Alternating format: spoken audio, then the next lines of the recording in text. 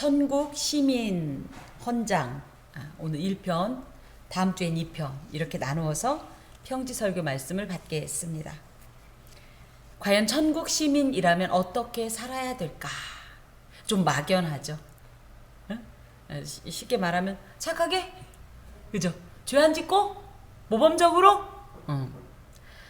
그런데 성경에서 원하는 천국 시민으로서의 이 어떤 정체성이나 도덕적, 윤리적인 수준은 이 세상의 것을 이 세상 수준이면 천국 시민이 아닌 거예요. 인간적으로 생각하면 참 부담스러운 명령이십니다. 하지만 적어도 천국 시민이라면 적어도 이 세상보단 나아야 된다라는 것이 이 천국 시민 헌장에 들어있는 주된 내용이라고 하겠습니다. 봅니다. 27절부터 31절까지입니다. 그러나 너희 듣는 자에게 내가 이르노니 너희 원수를 사랑하며 너희를 미워하는 자를 선대하며 너희를 저주하는 자를 위하여 축복하며 너희를 모욕하는 자를 위하여 기도하라. 그러나 라는 말씀은 여기 22절에 보면 어떤 내용이냐면 인자로 말미암아 사람들이 너희를 미워하며 멀리하고 욕하고 너희 이름을 악하다 하여 버리는 이때에, 이런 말씀이에요. 이럴 때에, 즉 그리스도로 인하여 핍박받는 이런 상황 가운데서 적어도 예수의 제자라면 어떻게 살아야 할 거냐? 그러나 너희 듣는 자에게, 여기 지금 말씀을 받고 있는 20절에 보면 제자들, 그리고 그 위에 보면 19절에 온 무리, 그래서 그곳에는 적어도 예수님의 말씀을 구하고 하나님 나라의 사람으로 살려면 어떻게 해야 될까? 내지는 어떻게 하면 구원받을까라는 이런 영적인 요구와 어떤 필요와 지혜를 구하기 위해 온 자들이었단 말이죠. 그들에게 너희들이 그것을 원하느냐? 그렇다면 이렇게 살아라, 이겁니다. 여기에 내가 이르노니 이렇게 얘기하면 내가 누굽니까? 내가 예수께서. 그러므로 이 말씀은 그냥 사람의 얘기가 아니라는 거예요. 하나님으로서 예수 그리스도의 어떤 신적 권위에 의거해서 전하는 이런 명령이기 때문에 이것은 우리가 취사 선택할 수 없다라는 거죠. 따라야 된다라는 거예요. 적어도 네 스스로 하나님 나라의 사람이라고 할 것 같으면, 예수의 제자라고 할 것 같으면 이 말씀을 따라라. 그래서 보니까 아주 우리가 쉽게 말하지만 아주 거의 불가능한 너희 원수를 사랑하며 너희를 미워하는 자를 선대하라. 뒤에 계속 있습니다. 이것을 쭉 얘기하면 이 세상 가운데는 우리에게 원수로 행하는 자들이 많다라는 거예요. 예수를 믿는다는 이유로 아까도 이제 저희가 이제 전도 용품을 이렇게 나눠줄 때 보면 우리가 예수가 아니면 거기에서 그 사람들에게 괜스레, 그죠? 아유 안녕하시냐 그러고, 아이, 주면서도 제발 받아달라는 마음으로 하죠. 그죠? 주면서 야 이거 받으려면 받고 이거 네 손에야. 우리 그렇게 돼요? 잘 안 되죠. 받아주세요. 제발 이거 좀 받아주세요. 그런데도 어떤 사람은 어떻게 해요? 그러면 정말 저 같으면 그럴 것 같아요. 정말 싫으면 괜찮습니다를 하든지, 그죠? 다른 분에게 주세요 이러면 좋겠는데 마치 그분은 갑자기 갑이 돼요. 우리는 을이 돼요. 그래서 쳐다도 안 봐요. 그죠? 그럴 때 참 내가 이 사람한테 안 그렇습니까? 무슨 밥 한 토를 얻어먹은 것도 아닌데. 세상은 우리가 예수를 믿는다는 이유로 괜스레 미워하고 괜스레 거부하는 이런 문화, 그런 어떤 풍습이 일반적이에요. 그들을 향하여. 멀리 보면 그렇고, 또 원수는 뭐라고 그래요? 가까운 사이를 원수라고 주로 하죠. 우리가 우크라이나 이 전쟁을 일으킨 푸틴이 원수입니까? 정말 생각하면 인류 공공의 적임에도 불구하고 그 사람한테 그렇게 미운 감정이 없어요. 그렇죠? 누구한테 더 밉습니까? 누가 더 밉습니까? 가까운 내 가족. 가까운 사람은 가족이에요. 원수를 사랑하라니까 너무 멀리 보지 말자고요. 그럼 이걸 돌이켜 말하면 네 가까운 사람부터, 아까 오전에 동심원 구조에 대해서 얘기했는데 원수를 사랑하는 건 저기서부터 사랑해서 돌아오지 못해요. 이쪽으로 안으로 들어오는 게 아니에요. 뭐예요? 안에서부터 바깥으로 방향이 그렇습니다. 그럼 이 안의 핵심이 누굴까요? 나요, 나. 내가 나를 인정하고 하나님 안에서 교만하라는 건 아니에요. 하지만 하나님의 특별한 작품으로 내가 나를 인정해야, 내가 건강해야, 내가 나를 사랑할 줄 알아야 이것으로 시작해서 내 자녀도, 내 가족도, 내 배우자도 사랑하게 되는 거예요. 내 부모도, 형제도, 이웃도, 친구도, 친척들도 이렇게 확장이 되는 거예요. 나는 나 사랑하지도 못하면서 저 멀리 밀림에 사는 그 미전도 종족을 위해서 기도한다는 건 어떻게 생각하면 참 맞지 않는 이야기입니다. 어찌됐든 성경에서는 이런 이들 우리를 원수로 대하고 우리를 미워하고 또 저주하고 모욕하는 자를 위해서 절대적인 사랑을 베풀어라 하는 것이 하나님의 이 실천 명령입니다. 기독교인은 그래서 이렇게 살아야 된다. 원수라고 할 것 같으면 그래요. 어찌됐든 우리의 마음을 상하게 하는 자들. 근데 우리가 잘못했는데 그걸 질책한 건 원수가 아니죠. 근데 우린 기분 나쁘면 무조건 원수 되죠. 이걸 잘 저희가 유의해야 하겠습니다. 그가 사실은 나의 유익을 위해서 얘기해 줬는데 내가 그게 기분 나빠서 원수를 삼는 건 잘못된 거예요. 하지만 우리가 제대로 했는데 의롭게 선하게 어떻게 보면 그에게 어떤 해로운 행동을 하지 않았는데도 우리를 대적하고 핍박할 때 그때 우리의 마음이 무척 상하게 되고 그런 행동을 하는 자들을 쉽게 말하면 이제 원수라고 할 때 이 안에 미워하는 자, 저주하는 자, 모욕하는 자가 사실은 다 들어가요. 그래서 원수라는 말이 제일 큰 거예요. 그래서 이 원수 어떻게 보면 우리의 가장 큰 대적 집단이 원수라고 할 때 이들을 어떻게 하라? 사랑하라. 원수 사랑이라고 하는 것은 기독교 윤리의 최고봉으로 사랑은 아가파오, 하나님의 무조건적인 사랑을 의미합니다. 계산적이지 않고 또 상황적이거나 조건적이지 않은 사랑. 그래서 예수께서 우리를 이 하나님과 원수되었던 우리를 일방적으로 무조건적으로 사랑하셨듯이 우리도 그분의 제자니 당연히 그런 사랑을 베풀어라. 이겁니다.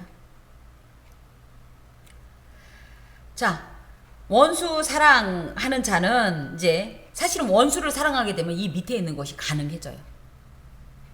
그래서 보니까 너희를 미워하는 자를 선대해라. 미워한다라는 것은 이 저주한다는 말과 이제 같이 통하는 말인데요.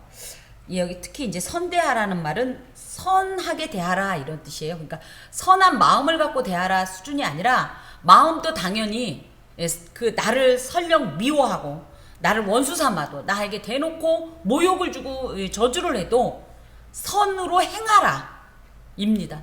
내 마음은 그런데 겉으로는 본때를 보여주기 위해서 무섭게 대응하지 말고 마치 그 어떤 상대가 나를 미워하고 나를 저주하는 상대가 나를 해롭게 했더라도 나는 그래서 그 악을 선으로 갚아라.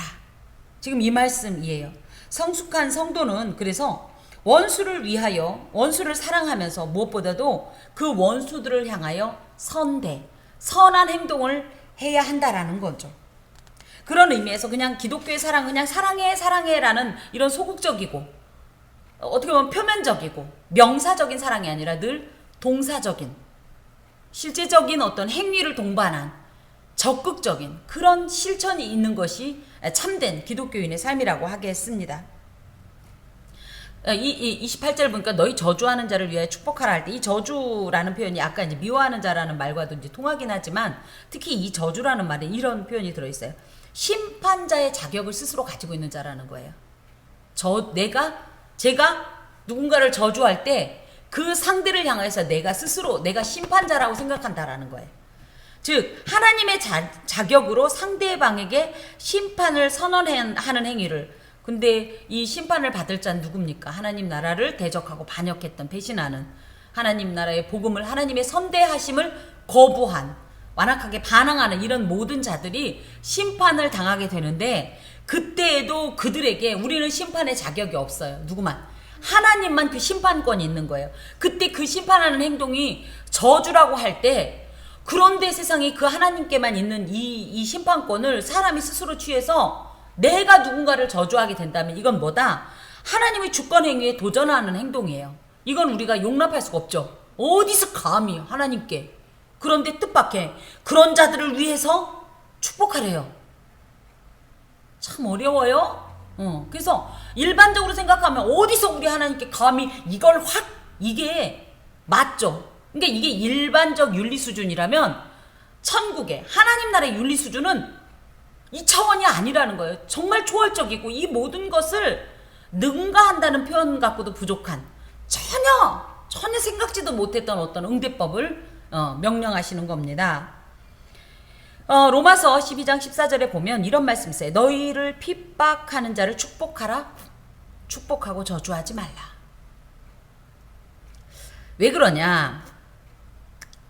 우리가 사실은 그런 자이기 때문입니다. 그래서 누군가를 어떤 악행을 행하는 자들을 우리가 미워하는 것이 당연한 것 같지만 돌이켜보면 하나님 앞에 우리가 그 사람이라는 거예요. 하나님 앞에 우리가 원수고 하나님 앞에 우리가 교만해서 저주하는 자, 심판권을 탈취하는 자고 우리가 하나님 앞에 하나님을 미워했기 때문에 죄를 지었죠. 하나님을 미워하니까 등을 돌리죠. 하나님을 미워하니까 귀를 막죠. 하나님을 미워하니까 말씀을 거부하죠. 이 모든 것이 우리의 모습이라는 거예요. 이걸 자각하게 되면 쉽게 말하면 내 모습 그대로가 저기 있는데 그에 대해서 그렇게 행동할 수 없다라는 거예요. 이게 누구의 마음이냐? 하나님의 마음입니다. 하나님. 자, 또 모욕하는 자를 위하여 기도하라. 모욕한다라는 것은 우리에게 수치감을 준다라는 거예요. 예수님을 믿는다는 이유로 수치스러움을 당할 수 있다라는 거예요. 저도 이제 청년 시절 때부터 우리 때는 노방전도를 참 많이 했어요. 노방전도, 그쵸? 팀을 꾸려서 청년부 예배 시작 전에 토요일날 미리 모여가지고 함께 그곳에서 찬양하면서 막 축구전도도 하고 막 이럴 때 보면 어떤 꼭 술 취한 아저씨가 나타나가지고, 그죠? 막 욕도 했다가 진짜 몸싸움도 걸고 이럴 때 참 어떻게, 그럼 사람들은 또 구경하죠. 싸움 구경이 제일 재밌으니까. 참 그런 모습들이 있었어요. 뭐 이거는 뭐 조족지혈이긴 하지만 어찌됐든 그런 사람이 있을 때도 한판 뜨는 게 아니라 뭐해라? 거꾸로 그들을 위해 기도하라. 이 기도하라는 것은 그냥 하나님 저 원수를 지금 당장 하늘에서 불을 내려 주시옵소서 이런 기도가 아니라 이 기도라는 것은 중보의 기도를 말하는 거예요. 그가 악을 행하고 그가 예수를 믿는다는 이유로 우리를 모욕할 때 그 모욕감으로 수치스러워하고 이 분개하지 말고 예수 그리스도의 마음을 품어서 그를 위해 오히려 불쌍히 여기는 기도를 하고 그의 영혼을 위해 기도하라는 거예요. 어떻습니까? 말은 굉장히 멋있잖아요. 천국 시민 헌장. 이거 쉽게 어떻게 실천이 되겠나요? 참 어렵습니다. 특히 이 기도한다라는 것은 나중에도 아니고 현재 명령어로 그 자리에서 즉시 기도하래요.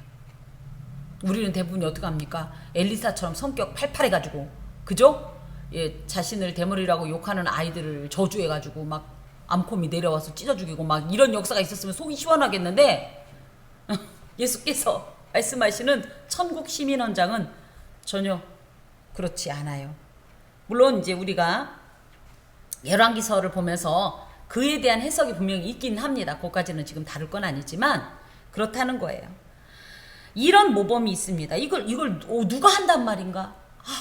너무나 놀랍게도 이렇게 하신 분이 계세요. 예수께서 십자가상에서 강도와 그죠? 심지어 같은 죄인 주제, 물론 예수님은 죄인은 아니에요. 그렇지만 같이 어찌됐든 죄인으로 이 십자가형을 받고 있는 그 자리에서 이 강도들이 얼마나 모욕을 하고 조롱을 하고, 야! 너 하나님 아들 맞아. 네가 메시아면 이러고 있으면 안 되잖아. 너도 구원하고 나도 빨리 구원하란 말이야. 많은 사람들이 또 예수의 그 십자가를 바라보면서 조롱하고, 야! 저 구원 하나 좀 보자. 지 입으로 하나님의 아들이라고 했으니까 뭔 일 내겠지. 설마 죽겠어? 이런 말들을 했을 때 이 모욕감, 예수께서 그들을 당장 벌할 능력이 없었나요? 분명히 말씀하셨죠. 12영 더 되는 천사들을 불러서 나 이렇게 할 수 있다 이런 말씀하셨잖아요. 근데 어떻게 하셨습니까? 그때 오히려 누가복음 23장 34절에 보면 주여 저들을 용서하소서 저들이 지금 자기들이 하는 일을 알지 못해서 저렇습니까? 저렇습니다 하고 중보기도를 한단 말이죠. 물론 이것은 인간적인 생각으로는 불가능한 것처럼 보이지만 예수께서는 천국 시민된 성도들이라면 마땅히 이 수준까지 이르러야 한다라고 말씀하고 계신 겁니다. 자, 이런 절대적인 사랑에다가 또 봅시다. 너희 이 뺨을 치는 자에게 저 뺨도 돌려대며 계속 이제 나오는데 마태복음 5장에는 그냥 뺨이라고 하지 않고 오른쪽 뺨이라고 되어 있어요. 오른쪽 뺨을 때려 보실래요? 상상하면서 오른쪽 뺨을 때리려면 어떤 손으로 때려야 돼요? 왼손으로 때려야 되는데요. 전 세계적으로 왼손잡이보다는 오른손잡이가 절대 다수입니다. 대부분이 그래서 때리게 되면 왼편 뺨을 맞게 돼 있어요. 그런데 이 오른손으로 어떻게 오른쪽 뺨을 때릴 수 있을까요? 그렇죠. 이렇게 때리는 거예요. 손등으로. 이 히브리 문화 안에서 이 손등으로 때리는 건 아주 경멸을 표시하는 행위입니다. 그러니까 상대가 차라리 화가 나서 이렇게 때린 것보다 완전히 무시하면서 경멸적인 폭행, 여기 툭툭툭 치는 거예요. 내지는 툭툭툭도 맞고 또 한편으로는 이걸로 세게 때렸다. 그래서 얼굴이 밀릴 정도로 때렸다. 뭐 이런 내용도 있고요. 또 여기에 뺨이라는 소리는 우리는 그냥 이 얼굴 자체를 말하는데 턱이나 턱뼈. 그러니까 진짜 이걸 툭툭툭툭 쳤을 수도 있고. 예. 이렇게 모욕적이며 경멸적인 폭행을 당했을 때 우리는 어떻게 되겠어요? 나는 더 세게 갚아줘야 속이 직성이 풀리겠는데 예수님께서는 그렇게 맞았는데 이쪽 뺨도 또 돌려대래요. 즉 강제로가 아니라 이렇게 뜻밖의 대적을 당했어도 이것에 대해서 그대로 갚아주지 말고 내가 이 갚을 수 있는 권리, 정당방위죠. 이걸 기꺼이 포기하래요. 그래야 보세요. 상대가 때렸어요. 그래서 제가 때렸어요. 그럼 이 상대가 그래 1대1 땡 이렇게 됩니까? 어떡하죠? 내가 한 대 더 때리려고 또 때려요. 그럼 아까 나도 갚아줬으니까 또 나도 정당방위. 이걸 끊을 수 있는 건 뭐다? 예. 이 뺨 때렸어? 그럼 이 뺨도 때리고 끝내자 이거예요. 그래서 성경을 알수록 참 어렵습니다. 자, 이것은 무저항, 무보복의 행동으로서 온유함만이 포악한 세상을 이길 수 있는 강력한 무기가 되기 때문입니다. 한 몇 주 전에 2주 전인가 했는데 온유함이 뭐였어? 온유는 매유내강. 온유는 타고난 사람도 있어요. 타고났으면 더 좋겠지만 예수 믿는 사람이 다 온유한 건 아니에요. 이 온유는 뭐냐면 마치 펄펄 날뛰는 어떤 이런 들짐승과 같이 야성적인 성격이 내게 있는데 오랜 시간 예를 들어 펄쩍펄쩍 뛸 때 찰싹찰싹 채찍을 맞아가면서 쥐어박혀가면서 훈련받아갖고 몸에 이 온유함이 이제 습관처럼 나오는 게 사실은 온유함이에요. 근데 그걸 타고났으면 얼마나 편하겠어요. 저 같은 사람은 안 타고났어요. 모르겠어요. 제가 거부했는지 모르겠지만 그래서 늘 채찍도 맞고 쥐어박힘도 당하고 마음도 아프고 뿔로 들이받았다 뿔 막 맞고 이런 행동을 합니다. 이 온유함이 그렇게 해서 우리한테 정착이 되는 건데 어찌되었든지 예수 믿는 사람은 이 온유함으로 상대를 대하지 않으면 계속적으로 복수혈전이 반복되니 이 고리를 끊어라. 예수께서는 그런 서로가 서로를 치고받는 이 행동을 기뻐하지 않으시고 하나님 나라는 그런 나라가 아니라는 말씀이에요. 자, 또 내 겉옷을 빼앗는 자에게 속옷도 거절하지 말라. 이게 마태복음 말씀과는 약간 달라요. 마태복음 5장 말씀을 이제 집에 가서 좀 보세요. 마태복음 5장과 이 장을 같이 보면 약간씩 차이가 있고 한데 어찌됐든 이 겉옷에 대해서 이 겉옷을 달라 하면 그죠? 겉옷을 달라 하면 속옷까지 주라 이렇게 이제 마태복음에 되어 있는데 굳이 마태복음에서 겉옷을 이야기한 것은 구약의 율법에 겉옷은 뭐였다고 그랬어요? 그냥 일반 그냥 옷이 아니에요. 추운 밤에 이 겉옷으로 몸을 감싸서 잠을 잘 수 있는 침구이기도 하고요. 뭐 이런 저런 겁니다. 또 어디에 가서 쉴 때도 어때요? 이 겉옷을 깔고 쉬기도 하고 아주 유용한 건데 이게 없으면 속옷은 사실 의미가 없는 거예요.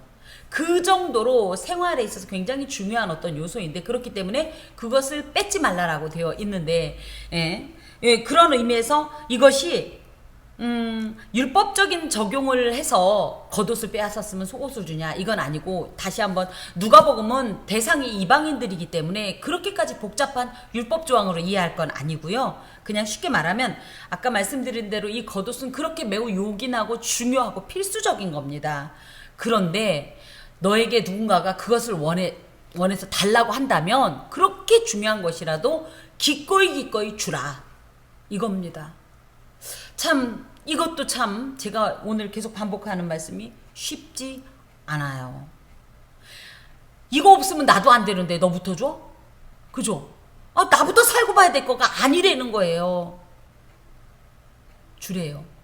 내가 이게 있어야 살아도 주래요 그걸. 이게 뭐다? 천국 시민의 어떤 이런 윤리적인 수준이다.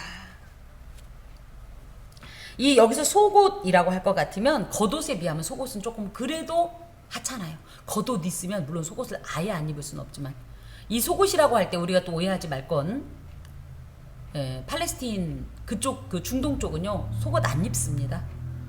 노팬티예요. 노팬티로 어떻게 다녀요? 그래서 롱 원피스를 입는 거예요. 속옷이라고 할 때는 그래서 이 겉옷을 제외한 보통 그 흰색 그 통옷 보통 그걸로 이제 이해를 합니다. 근데 속옷은 물론 입긴 입어야 되겠지만 겉옷만큼의 이건 아니죠. 이건 그냥 의복이고 겉옷은 의복 플러스 뭐 플러스이기 때문에 이렇게 중요한 것도 주고 그러니 이 사소한 건 아무것도 아니다. 그러니까 결국 뭐에 다 달라고 하면 다 줘라. 자, 내게 구하는 자에게 주며 내 것을 가져가는 자에게 다시 달라 하지 말라. 자, 내게 구하는 자에게 주며 뭘 달라고 하면 일단 주래요. 29절에 있는 것처럼 일단 주래요. 심지어 내 것을 가져가는 자, 뺏은 사람, 뺏어가는 사람에게 찾아가서 그거 내 거라고 달라고 이런 정당한 권리를 하지 말래요. 행사하지 말래요.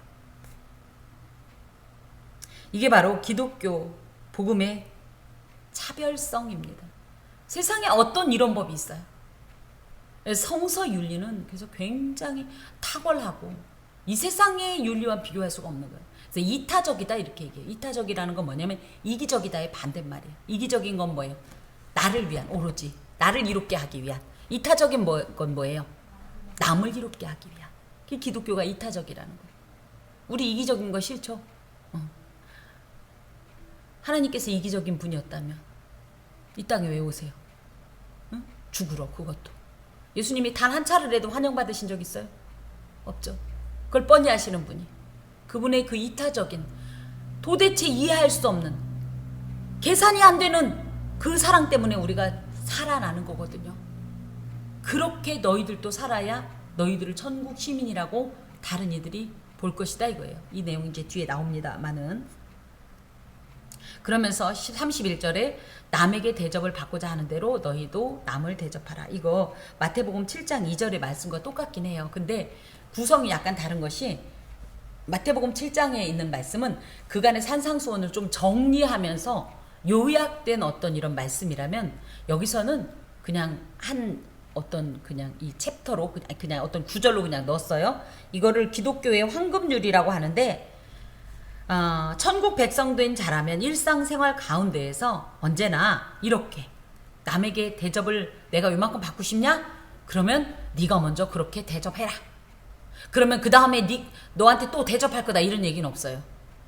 내가 대접받고 싶으면 이걸 바꿔 얘기하면 뭡니까? 남에게 인정받고 싶으면 내가 먼저 그를 인정해라. 내가 존중받고 싶으면 먼저 존중해라. 더 쉬운 얘기로 나 밥 한 끼 멋있게 저 사람이 나 사줬으면 그럼 내가 사줘라. 그거 우리 집사님 하느라고 너무 힘드시죠? 그런 말씀이십니다. 이럴 때 이런 생각. 나만 바본가? 그죠? 그 인간적으로 생각하면 바보잖아요. 그쪽은 하지도 않는데 내가 받고 싶다고 해서 그걸 해주는 내가 바보 같지만 하나님 보시기에는 어떤 거예요? 토부 보시기에 좋았더라. 하나님의 평가가 진정입니다. 그렇기 때문에 내가 이런다고 해서 사람들이 나를 너무 우습게 봐. 나 바보 아니야? 나 계산도 안 되는 거 아니야? 하지 마세요. 왜요? 그거 하나님이 다 계수하고 계세요. 그 마음은 하나님이 아세요. 예.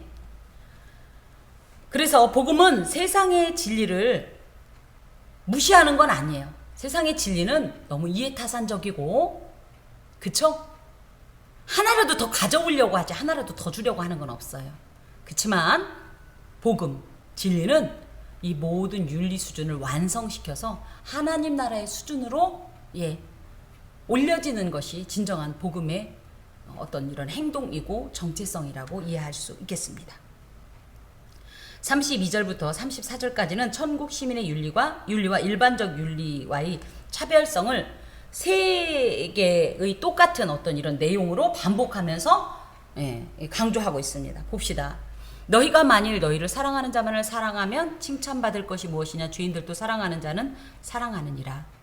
그래서 여기에서 이제 똑같이 볼 것이 32절에 너희를 사랑하는 자를 사랑하는 것을 A라고 합시다. A. 자, 33절에 선대하는 자만을 선대하는 것. 그죠? 이게 A 다시. 그다음에 34절에 받기를 바라고 사람들에게 구워주는 것. 이게 A 땡땡 이렇게 되는 거예요. 구조가 이렇다는 거예요. 그러면 칭찬받을 것이 무엇이냐가 계속 반복되죠. 32, 33, 34에. 그리고 또 뭡니까? 이게 이제 B가 되는 거예요. B땡, B땡땡. 그 다음에 C가 뭐냐면 죄인들도 사랑하는 자는 사랑하느니라. 그러니까 죄인들이라고 할 땐 예수 믿지 않는 이들을 말해요. 천국 시민이 아닌 자들. 그렇게 따진다면 일반인들의 통상적 윤리 기준 정도로 갖고서는 천국 시민이라고 할 수 없다 이 얘기예요.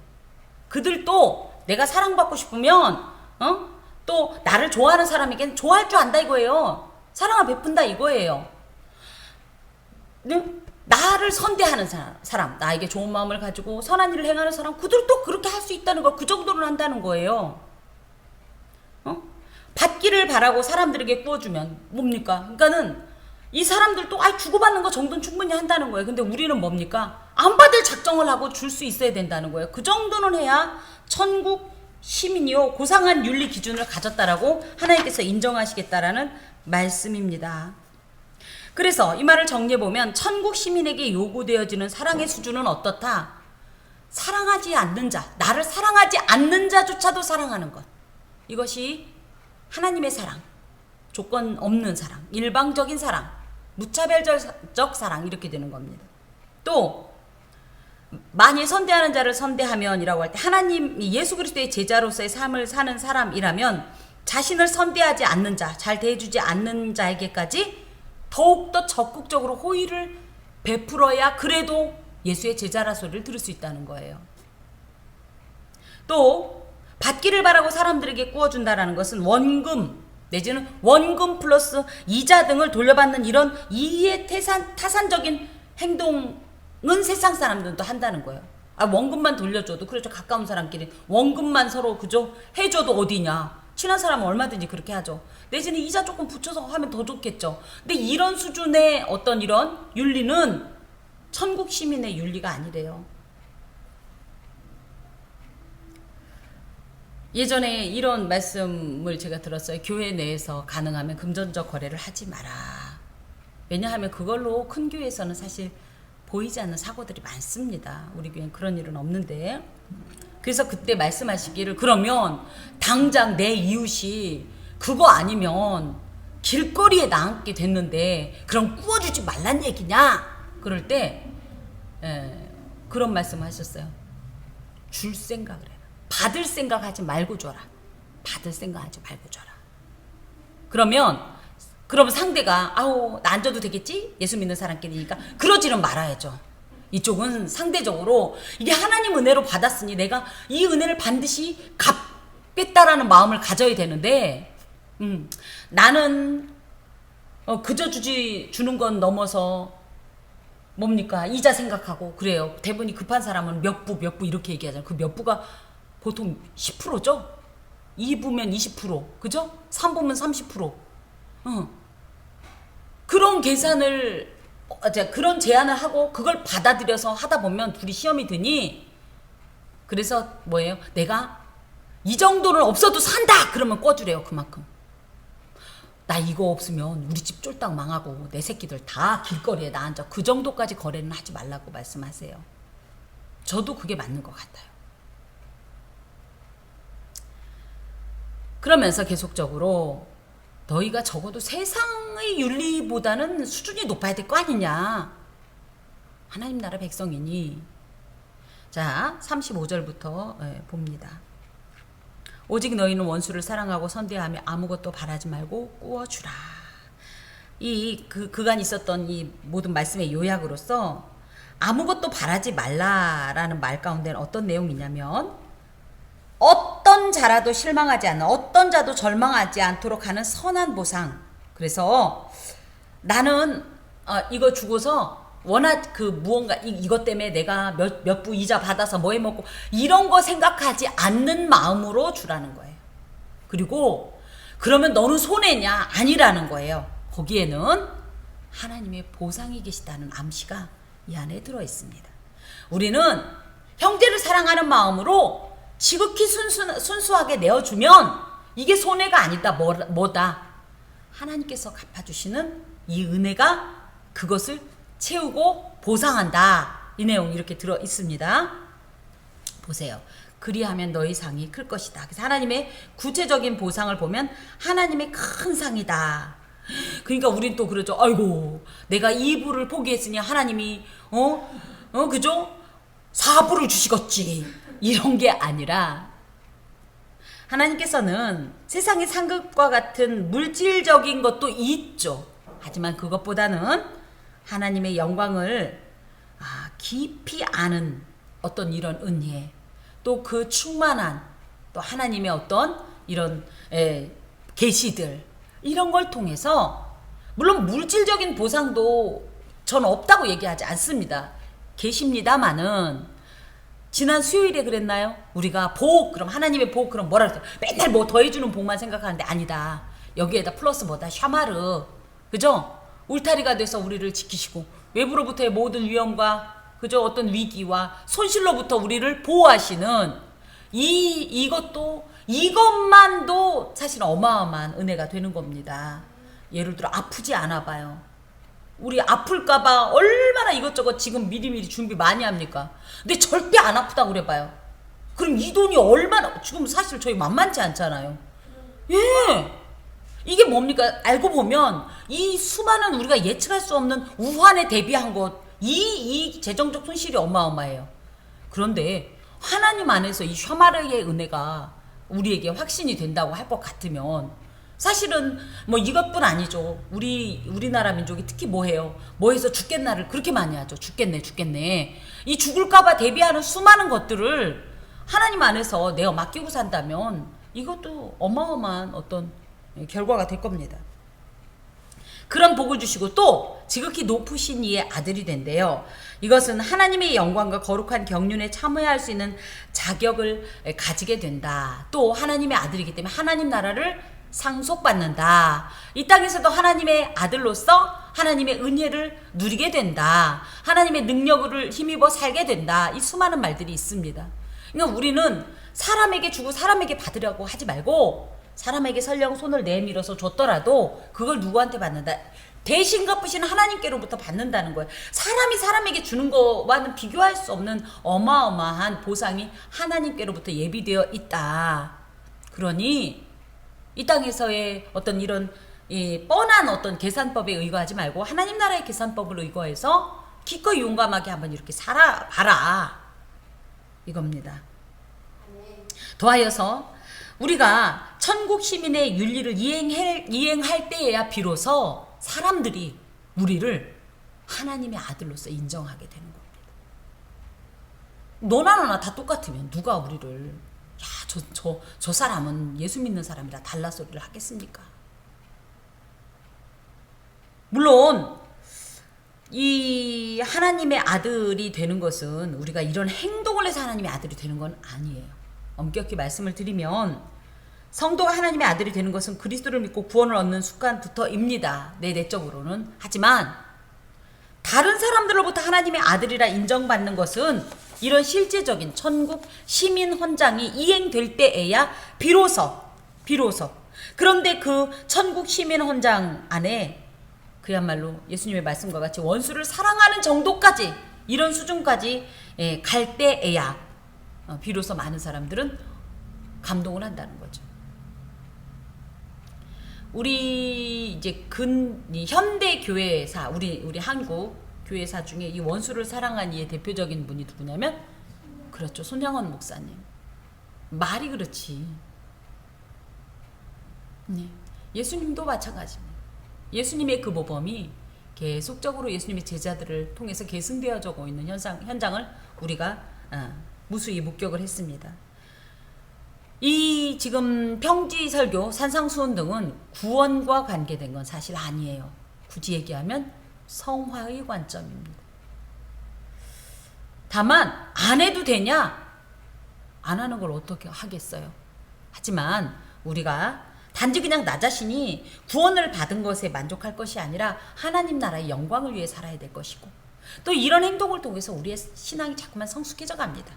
그런 의미에서 매우 요긴하고 유익합니다. 그리고 이런 삶이 익숙해야 하나님 나라 가서 적응이 돼요. 여기서 구원받았다 그러고 하나님 나라와 관계없이 살다가 갑자기 가보세요. 하나님 나라 적응되겠어요?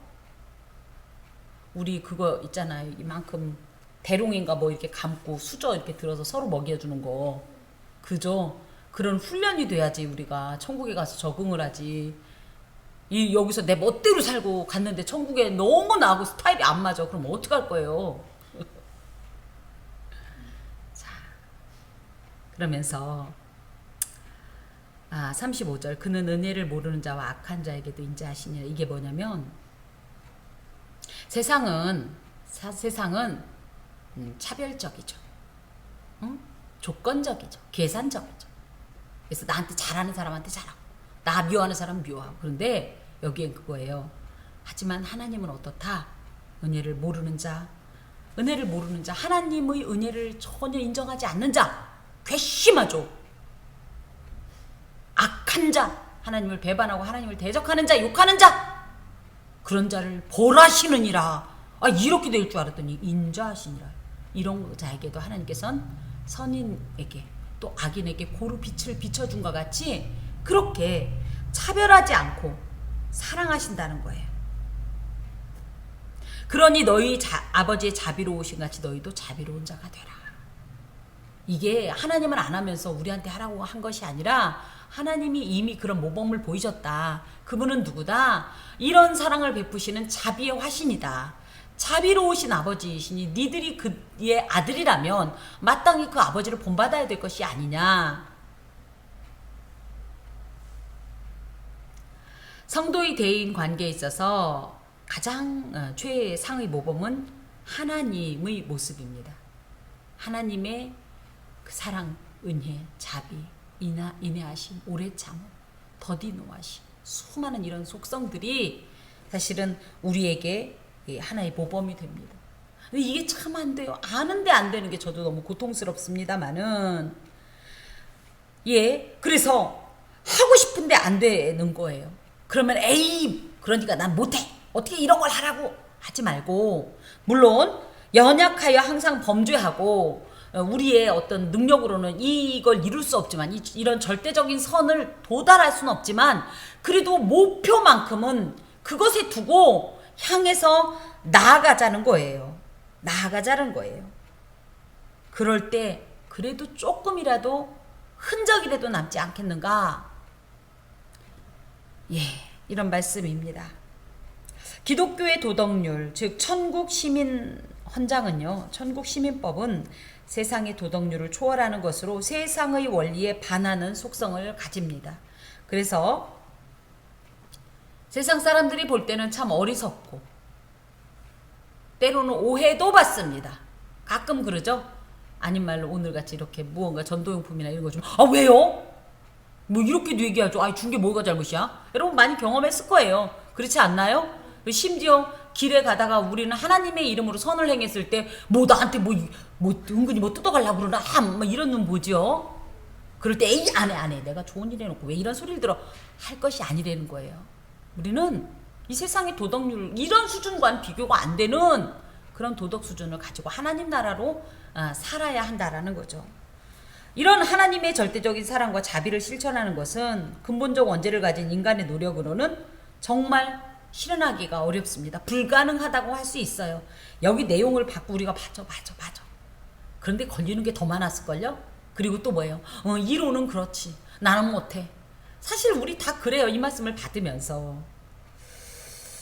그러면 이게 절대 불가능하냐? 그렇지는 않다는 거예요. 왜? 이런 손양원 목사님 같은 분이 해냈잖아요. 예수님이 해내셨잖아요.